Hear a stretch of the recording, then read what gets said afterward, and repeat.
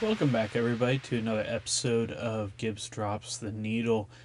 Unfortunately, another passing to go through today, as it was announced that Frank Beard, the drummer for ZZ Top, has passed away at the age of 77. So, as we do, we'll go through the life, career, and legacy of Frank Beard as we honor him. The news of Frank Beard passing away was broke on early August 18th by the band, with their official website confirming that Beard died while receiving hospice care at his ranch in Richmond, Texas on August 17th. He was surrounded by his family and no cause of death was shared at that time. ZZ Top founder Billy Gibbons has paid tribute to Beard, describing him as, quote, one of the most naturally innovating drummers and a great and true son of Texas, end quote. He added that Beard's, quote, signature backbeat was key to keeping ZZ on top, end quote, while confirming that the band intend to continue performing in keeping with the drummer's wishes.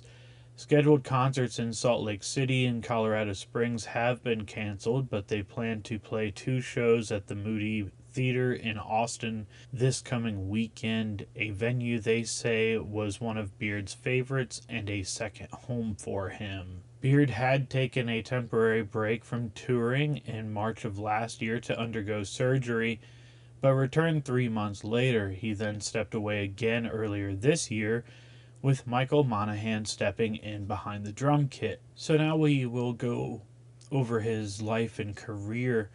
His early life and education. Frank Lee Beard was born on June 11th of 1949 in Frankston, Texas, and was raised in Irving, Texas.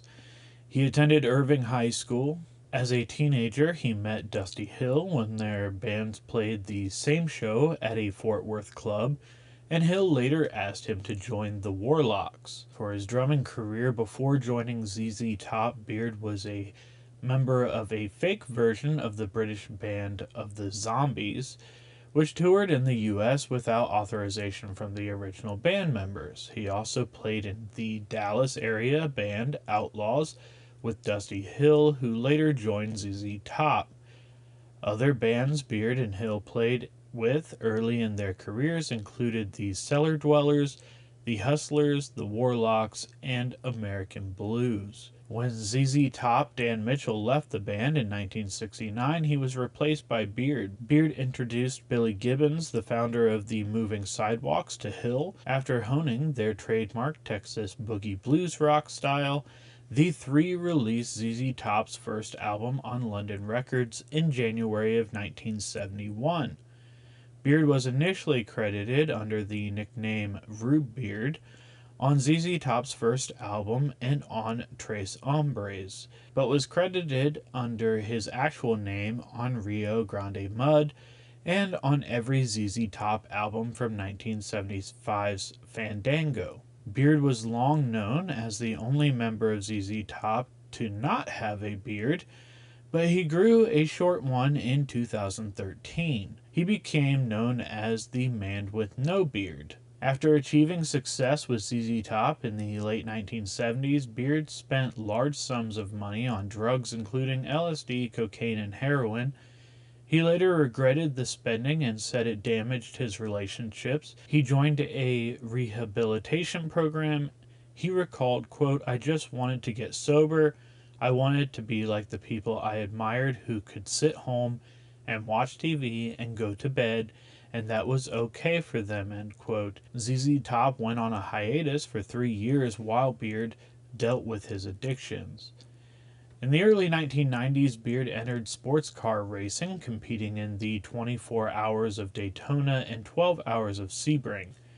He was a collector of classic Ferraris, both real ones and model cars.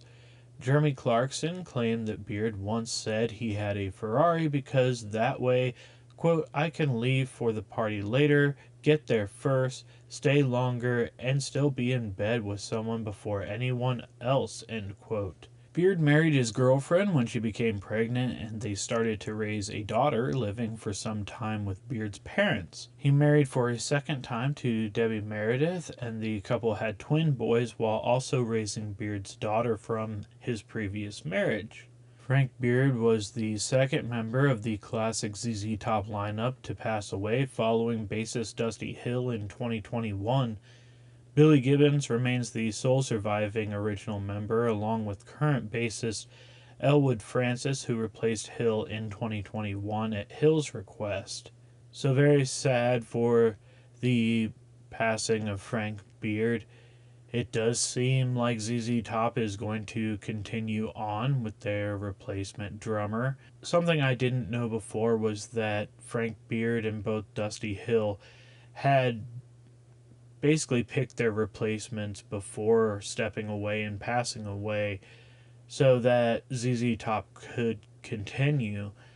I had always thought that it was just ZZ Top pressing on, and honestly, I thought it kind of odd that with Dusty Hill being such a big member of ZZ Top, I mean, you're talking about a band that only has 3 members, so if one member's not there, it's definitely a noticeable difference. And Dusty Hill had such a big presence, and him and Billy Gibbons had such chemistry. It was odd to me at the time that they continued to tour and go on, but I guess if that was Dusty Hill's wishes, then that makes perfect sense. Same with Frank Beard.